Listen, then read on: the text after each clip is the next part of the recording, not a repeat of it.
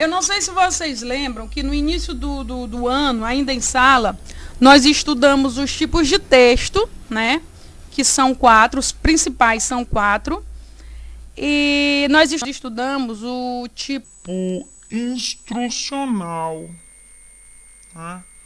O texto instrucional.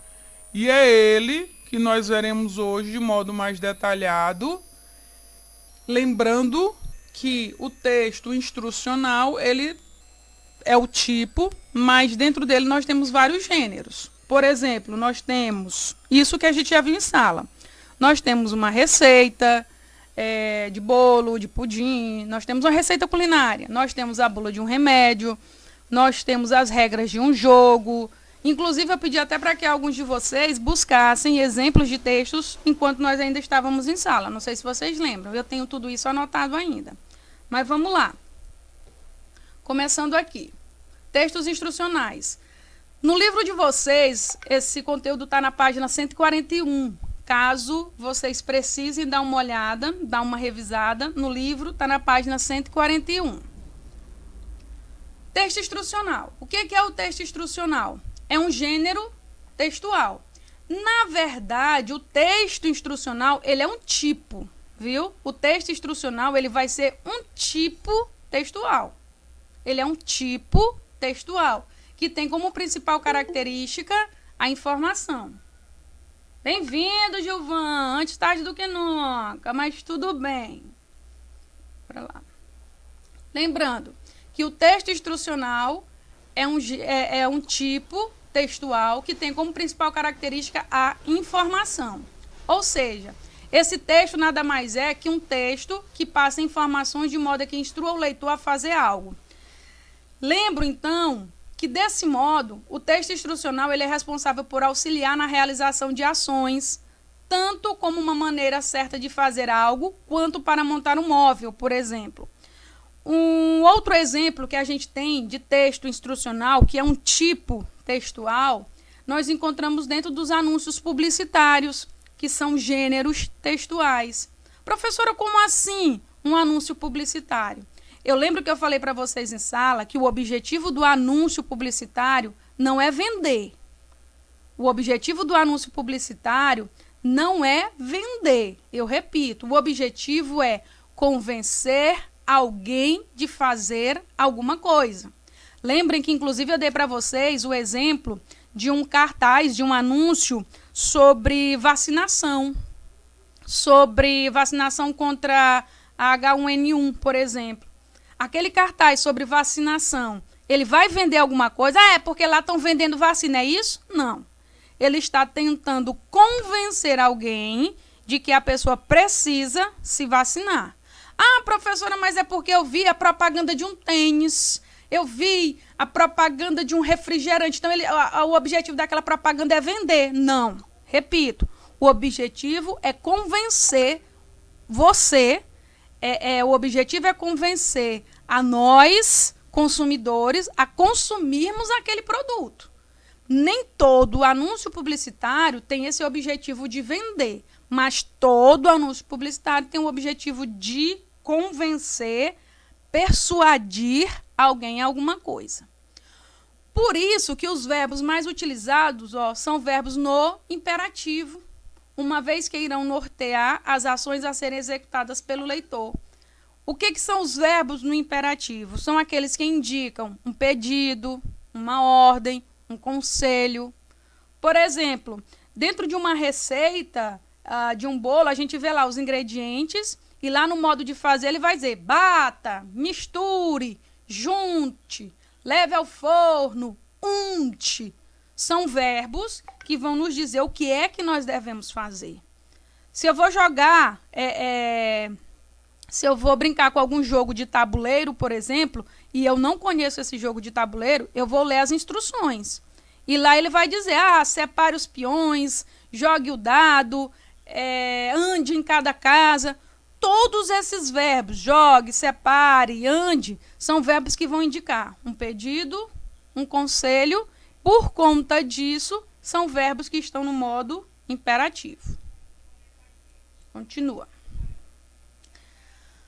A principal característica dos textos instrucionais é nos levar a agir de certa maneira, seguindo passos previamente estabelecidos para resolver situações específicas. Como assim? Uma das características dos textos instrucionais é nos levar a fazer alguma coisa, a proceder de algum modo, seguindo algo que já foi estabelecido anteriormente. Por exemplo, um jogo. Vamos supor que eu vou jogar imagem e ação. Não sei se vocês conhecem esse jogo. Eu vou jogar imagem e ação. Para que eu jogue imagem e ação, se eu não conheço as regras do jogo, eu vou lá pegar as regras, lerei as regras, e essas regras elas foram produzidas, estabelecidas previamente. Quem inventou o jogo estabeleceu essas regras previamente. E lá ele vai dizer, você vai ter que separar em duplas, separar em trios, você vai jogar o dado onde você estiver parado, você vai desenhar um objeto, ou você desenha uma pessoa, uma personalidade. Ele vai dizendo quais são as regras. E essas regras, elas são estabelecidas antes, para resolver situações específicas. Então, no caso do jogo, eu tenho uma situação específica. No caso de uma receita de um pudim, eu já tenho outra situação específica.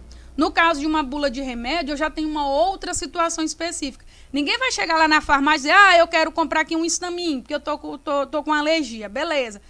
Não, espera aí que antes de te dar o remédio eu vou fazer aqui a bula. Não. Ela já é estabelecida previamente, ela já é preparada previamente, dizendo lá qual é a posologia que você tem que fazer, dizendo lá quais são as indicações. Lá ele informa se você tiver algum tipo de alergia ao remédio, o que é que você tem que fazer. Ele diz lá o que é que você não pode fazer ao tomar esse remédio. Os gêneros discursivos que levam à ação e circulam em contexto específico são considerados injuntivos. Levam à ação como, professor? Aqueles que dizem que o que vocês irão fazer. Se eu tenho um cartaz falando sobre vacinas, então lá ele está me induzindo a fazer alguma coisa. Fazer o quê? A me vacinar. Se eu tenho um cartaz anunciando um tipo de refrigerante, ele está tentando me induzir a alguma coisa. Induzir a quê? A comprar o refrigerante. Se eu vejo um cartaz falando sobre o Enem, por exemplo, ele está tentando me induzir a alguma coisa. Induzindo a quê? A fazer a prova do Enem. Então, esses gêneros discursivos dos textos injuntivos, né, que o texto injuntivo ele é o tipo, os gêneros deles, seja cartaz, seja receita, seja bula, seja o que for, o objetivo deles é nos fazer a praticar uma ação, é nos fazer a agir de alguma forma. A injunção é o ato de ordenar expressamente, de mandar executar alguma coisa. Então, se você vai fazer uma receita de bolo, tá lá dizendo o que é que você vai fazer. É como se alguém estivesse te dando uma ordem. Milena, você vai fazer um bolo? Vou, professor. Então, vamos lá. Pegue os ovos, pegue o óleo, pegue o sal, junte tudo, bata, misture, unte a forma, leve ao forno, depois divida com seus colegas. Tudo isso são verbos. Tudo isso são ordens. E esse é o objetivo do texto injuntivo, nos fazer agir de uma forma. Por isso que os verbos são no modo imperativo, porque eles indicam uma ordem. Por isso, os textos injuntivos, portanto, são aqueles cujo objetivo é levar as pessoas a agirem de determinada maneira, como forma de alcançarem um resultado específico, instalar ou configurar um aparelho, preparar uma refeição ou montar um móvel. Vamos supor que o Luiz Fernando vai comprar um celular. E aí é um celular que ele nunca tinha visto na vida. Para ele aprender a mexer nesse celular, ele vai pesquisar o quê? Ele vai lá pesquisar no manual do celular. Como é que ele tem que usar o celular. E lá nesse manual vão conter os verbos, as palavras que vão ordenar como é que ele tem que fazer. Mas o Cauê resolveu comprar uma cama nova para ele. Mas o Cauê é tão independente que ele mesmo vai montar essa cama. Professora, mas como é que ele vai fazer? Ele vai buscar o manual de montagem e ele vai seguir passo a passo, ou seja, ele vai seguir cada ordem que tem no manual para que ele consiga montar essa cama. Mas o que eu quero que vocês entendam é que esses manuais, eles vão trazer o quê? Isso aqui, ó, ordens, que vão fazer com que vocês executem alguma coisa. Aqui eu tenho um exemplo de um texto instrucional. Deixa eu tirar aqui esse negócio. Pai do céu, deixa eu ocultar aqui. Tá aqui. Bolo de chocolate na caneca. Observem que aqui eu tenho os ingredientes, ó. Para a massa, meia xícara de óleo, uma xícara de água, 4 ovos inteiros, 4 xícaras de farinha de trigo, uma xícara de açúcar, meia xícara de chocolate. Aqui eu só tenho os ingredientes. Se vocês observarem, aqui eu não tenho ordem nenhuma. Aqui ele vai descrever. Eu não sei se vocês lembram, mas eu disse para vocês que dificilmente a gente encontra um texto, um tipo textual meramente puro, totalmente puro. Dificilmente. Geralmente um texto descritivo, ele tem um pouco de narração, ou um texto narrativo, ele tem um pouco de injunção.